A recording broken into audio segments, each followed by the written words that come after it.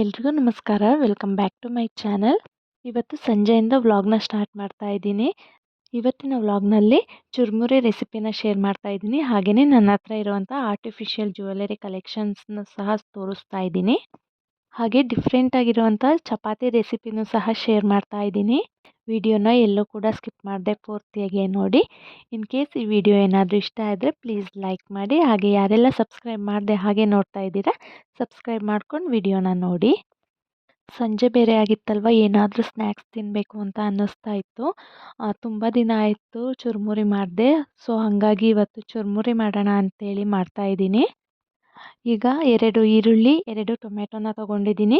Carrot ಖಾಲಿ ಆಗಿತ್ತು, ಮನೇಲಿರಲಿಲ್ಲ. So ಹಾಗಾಗಿ ಕ್ಯಾರೆಟ್ನ ಸ್ಕಿಪ್ ಮಾಡಿದ್ದೀನಿ. ತೊಗೊಂಡಿರೋಂಥ ಈರುಳ್ಳಿನ ಚಿಕ್ಕ ಚಿಕ್ಕದಾಗಿ ಕಟ್ ಮಾಡ್ಕೊಳ್ತಾ ಇದ್ದೀನಿ. ಅಂದರೆ ತುಂಬಾ ಚಿಕ್ಕಗೆ ಕಟ್ ಮಾಡ್ಕೊಳ್ತಾ ಇದ್ದೀನಿ. ಈರುಳ್ಳಿ ಜಾಸ್ತಿ ಇದ್ದಷ್ಟು ಟೇಸ್ಟ್ ಚೆನ್ನಾಗಿರುತ್ತೆ. ಹಾಗಾಗಿ ಸ್ವಲ್ಪ ಜಾಸ್ತಿನೇ ಕಟ್ ಮಾಡ್ಕೊಂಡಿದ್ದೀನಿ. ಈರುಳ್ಳಿನೆಲ್ಲ ಕಟ್ ಮಾಡ್ಕೊಂಡಿದ್ದಾದಮೇಲೆ ಒಂದು ಪ್ಲೇಟಿಗೆ ಎತ್ತಿಟ್ಕೊಂಡು, ಅದಾದ ನಂತರ ಈಗ ತೊಗೊಂಡಿರೋವಂತಹ ಟೊಮೆಟೊನೂ ಸಹ ಚಿಕ್ಕದಾಗಿ ಕಟ್ ಮಾಡ್ಕೊಳ್ತಾ ಇದ್ದೀನಿ. ತುಂಬ ಚಿಕ್ಕಗೆ ಕಟ್ ಮಾಡ್ಕೊಳ್ತಾ ಇದ್ದೀನಿ ಇದನ್ನು ಸಹ. ಟೊಮೆಟೊನ್ನು ಕಟ್ ಮಾಡಿ ಒಂದು ಪ್ಲೇಟಿಗೆ ಅದನ್ನು ಎತ್ತಿಟ್ಕೊಳ್ತೀನಿ. ಮೊದಲಿಗೆ ಕಟ್ ಮಾಡ್ಕೊಳ್ಳೋದೆಲ್ಲದು ಮುಗೀತಂದರೆ ಚುರುಮುರಿ ಮಾಡೋದು ತುಂಬಾ ಈಸಿ ಅಂತೇಳಿ ಫಸ್ಟಿಗೆ ಎಲ್ಲ ಕಟ್ ಮಾಡಿ ಎತ್ತಿಟ್ಕೊಳ್ತೀನಿ. ನೋಡಿ, ಈರುಳ್ಳಿ ಟೊಮೆಟೊ ಎರಡನ್ನೂ ಕಟ್ ಮಾಡಿ ಪಕ್ಕಕ್ಕೆ ಎತ್ತಿಟ್ಕೊಂಡಿದ್ದೀನಿ. ಈಗ ಒಂದು ಲೋಟಕ್ಕೆ ಎಣ್ಣೆನ ಹಾಕಿ ಅದಕ್ಕೆ ಉಪ್ಪು, ಖಾರದ ಪುಡಿ ಹಾಗೆ ಸಾಂಬಾರು ಪುಡಿನ ಸೇರಿಸಿ ಅದನ್ನು ಚೆನ್ನಾಗಿ ಮಿಕ್ಸ್ ಮಾಡಿ ಒಂದು ಪೇಸ್ಟ್ ಥರ ರೆಡಿ ಮಾಡಿ ಇಟ್ಕೊಂಡಿರ್ತೀನಿ. ಕೆಲವೊಂದು ಸಲ ಉಪ್ಪು, ಖಾರದ ಪುಡಿ ಅದನ್ನೆಲ್ಲದನ್ನು ಡೈರೆಕ್ಟಾಗಿ ಪುರಿ ಜೊತೆನೇ ಮಿಕ್ಸ್ ಮಾಡ್ಕೊಳ್ತೀನಿ. ಇನ್ನು ಕೆಲವೊಂದು ಸಲ ಈ ರೀತಿ ಮಾಡ್ಕೊಳ್ತೀನಿ. ಇನ್ನು ಕೆಲವೊಂದು ಸಲ ಹಸಿರು ಮೆಣಸಿನ್ಕಾಯಿನೂ ಹಾಕಿ ಮಾಡ್ಕೊಳ್ತೀನಿ. ಹಸಿರು ಮೆಣಸಿನ್ಕಾಯಿ ಹಾಕಿ ಮಾಡ್ಕೊಳ್ಳೋದು ತುಂಬಾ ಟೇಸ್ಟಿಯಾಗಿರುತ್ತೆ. ಅದನ್ನು ಇನ್ನೊಂದು ಸಲ ಯಾವಾಗಲಾದರೂ ಆ ರೆಸಿಪಿನ ಶೇರ್ ಮಾಡ್ತೀನಿ.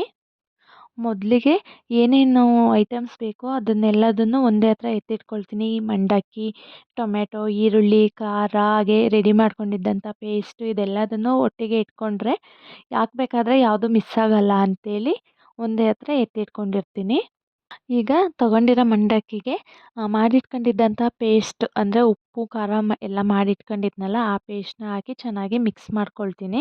ಮಂಡಕ್ಕಿಗೆ ಖಾರ ಮತ್ತು ಉಪ್ಪು ಚೆನ್ನಾಗಿ ಇಟ್ಕೊಳ್ಳಿ ಅಂತೇಳಿ. ಅದಾದಮೇಲೆ ತಗೊಂಡಿರೋಂಥ ಖಾರನ ಹಾಕಿ ಚೆನ್ನಾಗಿ ಮಿಕ್ಸ್ ಮಾಡ್ಕೊಳ್ತೀನಿ. ಎಲ್ಲ ಕಡೆಯೂ ಸರಿ ಹೊಂದಬೇಕು ಅಲ್ಲಿ ತನಕ ಚೆನ್ನಾಗಿ ಮಿಕ್ಸ್ ಮಾಡಿಕೊಂಡು, ಅದಾದಮೇಲೆ ಕಟ್ ಮಾಡ್ಕೊಂಡಿರೋ ಈರುಳ್ಳಿನ ಸೇರಿಸಿ ಅದನ್ನು ಚೆನ್ನಾಗಿ ಮಿಕ್ಸ್ ಮಾಡಿಕೊಂಡೆ.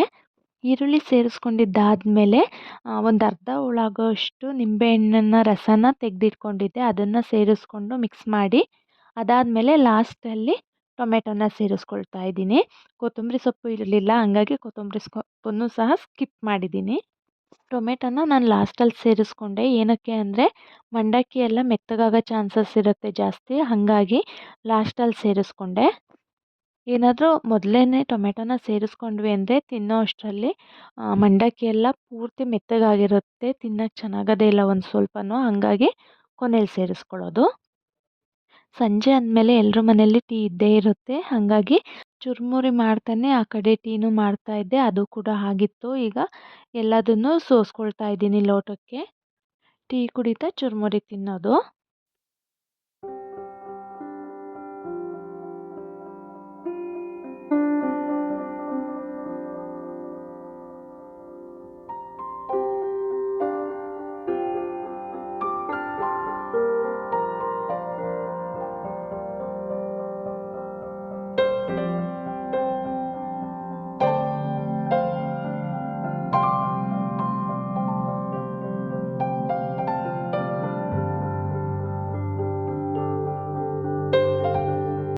ಟೀ ಕುಡ್ದಿದ್ದೆಲ್ಲ ಆದಮೇಲೆ ಸ್ವಲ್ಪ ಕೆಲಸ ಇತ್ತು, ಅದನ್ನು ಕೂಡ ಮುಗಿಸ್ಕೊಂಡು ಅದಾದಮೇಲೆ ನನ್ನ ಹತ್ರ ಇರುವಂಥ ಕೆಲವೊಂದು ಆರ್ಟಿಫಿಷಿಯಲ್ ಜ್ಯುವೆಲರೀಸ್ನ ತೋರಿಸೋಣ ಅಂದ್ಕೊಂಡೆ. ಜಾಸ್ತಿ ಎಲ್ಲ ಕಲೆಕ್ಷನ್ಸ್ ಇಲ್ಲ, ಒಂದು 4 ಏನೋ ಇದೆ ಅಷ್ಟೇ. ಅದನ್ನೇ ತೋರಿಸೋಣ ಇವತ್ತು ಅಂತೇಳಿ ವ್ಲಾಗ್ ಮಾಡ್ತಾ ಇದ್ದೀನಿ. ಫಸ್ಟ್ನೇದು ಇದು ಸೆಟ್ ಇದೆ, ನೆಕ್ಲೆಸ್ ಮತ್ತು ಲಾಂಗ್ ಚೈನು. ಇದು ಒಂಥರ ಗೋಲ್ಡ್ ಬೀಡ್ಸ್ ಥರ ಇದೆ ನೋಡಿ, ಚೈನ್ ಎಲ್ಲ ತುಂಬಾ ಚೆನ್ನಾಗಿದೆ. ಡಿಸೈನು ತುಂಬ ಸಿಂಪಲ್ಲಾಗಿಯೂ ಇದೆ, ಲುಕ್ ವೈಸ್ ತುಂಬಾ ಚೆನ್ನಾಗಿದೆ. ನೋಡಿದ್ರೆ ಗೋಲ್ಡ್ ಜ್ಯುವೆಲರಿ ಅಂತಲೇ ಅನ್ನಿಸುತ್ತೆ. ಸೇಮ್ ಗೋಲ್ಡ್ ಥರನೇ ಇದೆ. ತುಂಬ ಅಂದರೆ ತುಂಬ ಚೆನ್ನಾಗಿದೆ. ನನಗೆ ತುಂಬಾ ಇಷ್ಟ ಆಗಿ ತೊಗೊಂಡಿದ್ದು ಇದನ್ನು. ಸ್ಯಾರಿಗೆ ತುಂಬಾ ಚೆನ್ನಾಗಿ ಕಾಣಿಸುತ್ತೆ. ಜಾಸ್ತಿ ಗ್ರ್ಯಾಂಡಾಗಿ ರೆಡಿ ಆಗೋದು ಬೇಡ ಅಂತ ಏನಾದರೂ ಅಂದ್ಕೊಂಡ್ರೆ ಬರೀ ಈ ನೆಕ್ಲೆಸ್ ಒಂದು ಹಾಕ್ಕೊಂಡು ಇಯರಿಂಗ್ಸ್ ಹಾಕೊಂಡ್ರೆ ತುಂಬಾ ಚೆನ್ನಾಗಿ ಕಾಣಿಸುತ್ತೆ. ಇದನ್ನ ನೋಡಿದ ತಕ್ಷಣನೇ ತೊಗೊಂಡ್ಬಿಟ್ಟೆ ನಾನು, ಬೇರೆ ಯಾವುದನ್ನು ನೋಡೋಕ್ಕೆ ಹೋಗಲಿಲ್ಲ. ಅಷ್ಟು ಇಷ್ಟ ಆಯಿತು ನನಗಿದು, ಅದಕ್ಕೋಸ್ಕರ ತೊಗೊಂಡೆ. ನೋಡಿ ಇಯರಿಂಗ್ಸು ಅಷ್ಟೇ ಸೇಮ್ ಇದೇ ಥರ ಇದೆ. ತುಂಬ ಗ್ರ್ಯಾಂಡಾಗಿಲ್ಲ, ತುಂಬಾ ಸಿಂಪಲ್ಲಾಗಿದೆ. ಸಖತ್ ಕ್ಯೂಟ್ ಆಗಿದೆ ನೋಡಿ ಇಯರಿಂಗ್ಸ್. ನನಗೆ ತುಂಬ ಗ್ರ್ಯಾಂಡಾಗಿರೋದೆಲ್ಲ ಇಷ್ಟ ಆಗೋದಿಲ್ಲ, ಸಿಂಪಲ್ಲಾಗಿದ್ರೇ ಇಷ್ಟ ಆಗೋದು. ಅದು ಜಾಸ್ತಿ ಯೂಸು ಮಾಡೋದಿಲ್ಲ, ಯಾವಾಗಲೂ ಅಪರೂಪಕ್ಕೆ ಒಂದೊಂದು ಸಲ ಅಷ್ಟೇ ಯೂಸ್ ಮಾಡೋದು. ಹಂಗಾಗಿ ಜಾಸ್ತಿ ತೊಗೊಂಡಿಟ್ಕೊಂಡಿಲ್ಲ. ಹಾಗೆ ಇಯರಿಂಗ್ಸ್ ಜೊತೆ ಈ ಬೈತಲೆ ಬಟ್ಟೆ ಒಂದು ಕೂಡ ಇದೆ. ಇದು ಅಷ್ಟೇ ತುಂಬಾ ಸಿಂಪಲ್ಲಾಗಿದೆ, ನೋಡೋಕ್ಕೂ ತುಂಬ ಚೆನ್ನಾಗಿದೆ. ಜಾಸ್ತಿ ಗ್ರ್ಯಾಂಡ್ ಅಂತಲೂ ಏನು ಅನಿಸಲ್ಲ, ಸಿಂಪಲ್ಲಾಗಿ ಚೆನ್ನಾಗಿದೆ. ಇದಿಷ್ಟು ಒಂದು ಸೆಟ್ಟು, ಒಂದು ನೆಕ್ಲೇಸು, ಒಂದು ಲಾಂಗ್ ಸರ, ಇಯರಿಂಗ್ಸು ಮತ್ತು ಬೈತಲೆ, ಇದು ಒಂದು ಸೆಟ್ ಇದೆ ನನ್ನ ಹತ್ರ. ಅದಾದಮೇಲೆ ಇದೊಂದು ಲಾಂಗ್ ಚೈನ್ ಇದೆ. ಇದು ಸಖತ್ತು ಹೆವಿ ಇದೆ, ವೆಯ್ಟು ತುಂಬಾ ವೆಯ್ಟ್ ಇದೆ. ಚೈನಲ್ಲಿರೋ ಬೀಡ್ಸು ಅಷ್ಟೇ ತುಂಬಾ ವೆಯ್ಟ್ ಇದೆ. ಹಾಗೆ ಪೆಂಡೆಂಟು ಅಂತೂ ಸಖತ್ತು ವೆಯ್ಟ್ ಇದೆ. ಈ ಲಕ್ಷ್ಮಿ ಪೆಂಡೆಂಟ್ ಬಂದಿದೆ ನೋಡಿ, ತುಂಬಾ ಚೆನ್ನಾಗಿದೆ. ಗ್ರೀನ್ ಆ್ಯಂಡ್ ಮೆರೂನ್ ಸ್ಟೋನ್ಸ್ ಇದೆ ಪೆಂಡೆಂಟಲ್ಲಿ. ಲಾಂಗ್ ಚೈನ್ ಇದು. ಇದನ್ನೊಂದು 3ರಿಂದ 4 ಸಲ ಹಾಕ್ಕೊಂಡಿರ್ಬೋದು ಅಷ್ಟೇ, ಜಾಸ್ತಿ ಯೂಸೇ ಮಾಡಿಲ್ಲ. ನೋಡಿ ತುಂಬ ಚೆನ್ನಾಗಿದೆ ಅಲ್ವಾ? ಗ್ರ್ಯಾಂಡ್ ಫಂಕ್ಷನ್ಸ್ ಏನಾದರೂ ಇದ್ದಾಗ ವೇರ್ ಮಾಡ್ಬೋದು. ತುಂಬಾ ಚೆನ್ನಾಗಿ ಕಾಣಿಸುತ್ತೆ ಸ್ಯಾರಿಗೆಲ್ಲದೂ, ಗ್ರ್ಯಾಂಡ್ ಲುಕ್ ಕೊಡುತ್ತೆ ಒಂಥರ ಇದು. ಆ ಚೈನ್ಗೆ ಇದು ಒಂದು ಜೊತೆ ಇಯರಿಂಗ್ಸ್ ಬಂದಿದೆ, ಜುಮ್ಕಿ ಥರ ಇದೆ. ಇದು ತುಂಬಾ ಚೆನ್ನಾಗಿದೆ ನೋಡಿ, ಎಷ್ಟು ಚೆನ್ನಾಗಿದೆ ಅಂತೇಳಿ. ಸ್ಯಾರಿಗೆಲ್ಲ ತುಂಬಾ ಚೆನ್ನಾಗಿ ಕಾಣಿಸುತ್ತೆ ಇದೆಲ್ಲನೂ. ಸ್ಟೋನ್ಸ್ ಇದೆ, ಗ್ರೀನ್ ಮತ್ತು ಮೆರೂನ್ ಕಲರ್ ಸ್ಟೋನ್ಸ್ ಇದೆ. ಜುಮ್ಕಿ ಥರ ಇದೆ, ಇದು ಚೆನ್ನಾಗಿದೆ. ಇದು ಇನ್ನೊಂದು ಲಾಂಗ್ ಚೈನು. ಇದು ಅಷ್ಟೇ ಲಕ್ಷ್ಮಿ ಪೆಂಡೆಂಟ್ ಇದೆ. ಪೆಂಡೆಂಟ್ ತುಂಬಾ ವೆಯ್ಟ್ ಇದೆ. ಆದರೆ ಇದು ಚೈನ್ ಇದೆಯಲ್ಲ, ಅದು ಸ್ವಲ್ಪ ಲೈಟ್ ವೆಯ್ಟ್ ಇದೆ. ಆ ಹಿಂದೆ ತೋರಿಸಿದ್ನಲ್ಲ, ಅದಕ್ಕೆ ಕಂಪೇರ್ ಮಾಡಿದ್ರೆ ಇದ್ರ ಚೈನು ತುಂಬಾ ಲೈಟ್ ವೆಯ್ಟ್ ಇದೆ. ಲಕ್ಷ್ಮಿ ಪೆಂಡೆಂಟ್ ಇದೆ. ಪೆಂಡೆಂಟ್ ಮಾತ್ರ ತುಂಬ ಚೆನ್ನಾಗಿದೆ. ಸ್ಟೋನ್ಸ್ ಎಲ್ಲ ಇದೆ ನೋಡಿ, ಮೆರೂನ್ ಮತ್ತು ಗ್ರೀನ್ ಕಲರು, ತುಂಬಾ ಚೆನ್ನಾಗಿದೆ ಇದು.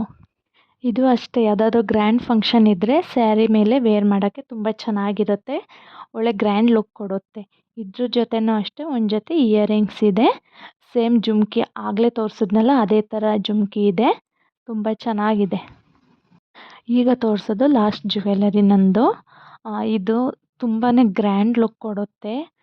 ನೋಡಿ ಎಷ್ಟು ಚೆನ್ನಾಗಿದೆ ಅಂತೇಳಿ. ಪೆಂಡೆಂಟ್ ಸಿಂಪಲ್ ಇದೆ, ಬಟ್ ಚೈನು ತುಂಬಾ ಹೆವಿ ಇದೆ. ಸ್ಟೋನ್ಸ್ ಇರ್ಬೋದು, ಬೀಡ್ಸ್ ಇರ್ಬೋದು, ತುಂಬಾ ಹೆವಿ ಇದೆ. ಜಾಸ್ತಿ ಗ್ರ್ಯಾಂಡ್ ಲುಕ್ ಕೊಡುತ್ತೆ ಇದು. ನಾನು ಇದನ್ನು ತೊಗೊಂಡು ಒಂದು 4-5 ವರ್ಷ ಆಯಿತು. ಒಂದು ಸ್ವಲ್ಪನೂ ಏನಾಗಿಲ್ಲ, ಹಾಳಾಗೋದು ಏನೂ ಆಗಿಲ್ಲ. ಒಂದು 3ರಿಂದ 4 ಸಲ ಯೂಸ್ ಮಾಡಿರ್ಬೋದು ಅಷ್ಟೇ ನಾನು. ನನ್ನ ಕಾಲೇಜು ಫೈನಲ್ ಇಯರಲ್ಲಿ ಫಂಕ್ಷನ್ಗೆ ಅಂತ ತೊಗೊಂಡಿದ್ದು ಇದನ್ನು. ಇದ್ರ ಇಯರಿಂಗ್ಸ್ ಎಲ್ಲೋ ಮಿಸ್ ಆಗಿಬಿಟ್ಟಿದ್ದೆ, ಎಲ್ಲೋಯ್ತು ಅಂತ ನೋಡೇ ಇಲ್ಲ ನಾನು. ಅಂದರೆ ಜಾಸ್ತಿ ಯೂಸ್ ಮಾಡಲ್ಲ ಅಲ್ವಾ, ಹಂಗಾಗಿ ಅಷ್ಟೇನು ತಲೆ ಕೆಡಿಸ್ಕೊಳಕ್ಕೆ ಹೋಗಿಲ್ಲ.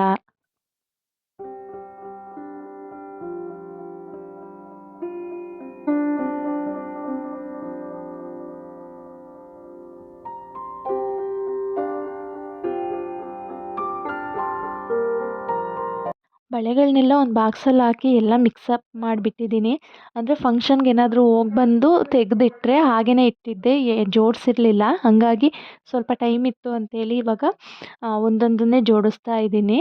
ಅಂದರೆ ಇದೆಲ್ಲ ಸೀರೆ ಮ್ಯಾಚಿಂಗ್ಗೆ ಅಂತೇಳಿ ತೊಗೊಂಡಿದ್ದಿದ್ದು ಫಂಕ್ಷನ್ ವೇರ್ಗೆ. ಎಲ್ಲ ಮಿಕ್ಸಪ್ ಆಗಿದ್ವಲ್ಲ, ಹಾಗಾಗಿ ಎಲ್ಲದನ್ನು ಜೋಡಿಸಿ ಎತ್ತಿಡೋಣ ಅಂಥೇಳಿ.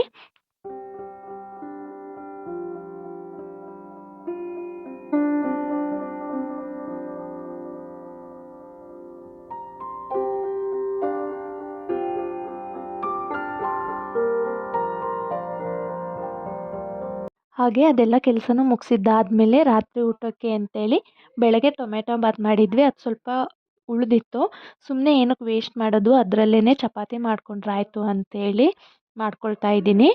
ಏನಿಲ್ಲ, ಟೊಮೆಟೊ ಬಾತನ್ನ ನೀರು ಹಾಕ್ಕೊಂಡಾದ್ರೂ ಮಿಕ್ಸಿ ಮಾಡ್ಕೊಬೋದು, ಇಲ್ಲ ಹಾಗೇ ಮಿಕ್ಸಿ ಮಾಡ್ಕೊಬೋದು. ನಾನು ಸ್ವಲ್ಪ ನೀರನ್ನು ಸೇರಿಸ್ಕೊಂಡು ಮಿಕ್ಸಿ ಮಾಡಿ ಅದನ್ನು ಒಂದು ಪಾತ್ರೆಗೆ ಎತ್ತಿಟ್ಕೊಂಡು ಈಗ ಗೋಧಿ ಹಿಟ್ಟನ್ನು ಜಡಿ ಮಾಡ್ಕೊಳ್ತಾ ಇದ್ದೀನಿ. ಟೊಮೆಟೊ ಬಾತ್ ಉಳಿದಿತ್ತಲ್ಲ ಸುಮ್ಮನೆ ಏನಕ್ಕೆ ವೇಸ್ಟ್ ಮಾಡೋದು ಅಂತೇಳಿ ಅಂದರೆ ಚೆನ್ನಾಗೇ ಇತ್ತು. ಹಾಗಾಗಿ ಮಸಾಲೆ ಎಲ್ಲ ಹಾಕಿರ್ತೀವಲ್ಲ ಟೇಸ್ಟ್ ಚೆನ್ನಾಗಿರುತ್ತೆ ಚಪಾತಿ ಮಾಡಿದ್ರೆ ಅಂತೇಳಿ ಮಸಾಲೆ ಚಪಾತಿ ಥರ ಆಗುತ್ತೆ ಅಂತೇಳಿ ಅದನ್ನೇ ಮಾಡ್ಕೊಂಡ್ರಾಯ್ತು ಅಂತೇಳಿ ಮಾಡ್ತಾಯಿದ್ದೀನಿ. ನಾವು ಮಾಮೂಲಿ ಚಪಾತಿ ಹಿಟ್ಟನ್ನ ಯಾವ ರೀತಿ ಕಲಿಸ್ತೀವಿ ಹಾಗೇ ಕಲಿಸ್ಕೊಳ್ಳೋದು. ಅಂದರೆ ನೀರೇನು ಯೂಸ್ ಮಾಡ್ಕೊಳ್ಳಲ್ಲ. ಹಾಗೇ ಗೋಧಿ ಹಿಟ್ಟನ್ನ ಸೇರಿಸ್ಕೊಂಡು ಟೊಮೆಟೊ ಬಾತನ್ನ ಮಿಕ್ಸಿ ಮಾಡಿರ್ತೀವಲ್ಲ ಅದ್ರ ಜೊತೆ ಕಲಸಿ ಎತ್ತಿಟ್ಕೊಳ್ಳೋದು ಅಷ್ಟೇ. ಸ್ವಲ್ಪ ಸ್ವಲ್ಪ ಮಧ್ಯದಲ್ಲಿ ಎಣ್ಣೆನ ಸೇರಿಸ್ಕೊಂಡು ಚೆನ್ನಾಗಿ ನಾದ್ಕೋಬೇಕು. ಆಗ ಚಪಾತಿ ತುಂಬಾ ಚೆನ್ನಾಗಿ ಬರುತ್ತೆ. ಹಿಟ್ಟನ್ನು ನಾದಿ ಕಲಸಿದ್ದಾದ್ಮೇಲೆ ಒಂದು 15 ನಿಮಿಷ ಅದು ನೆನ್ಕೊಳ್ಳೋಕ್ಕೆ ಬಿಡ್ತೀನಿ.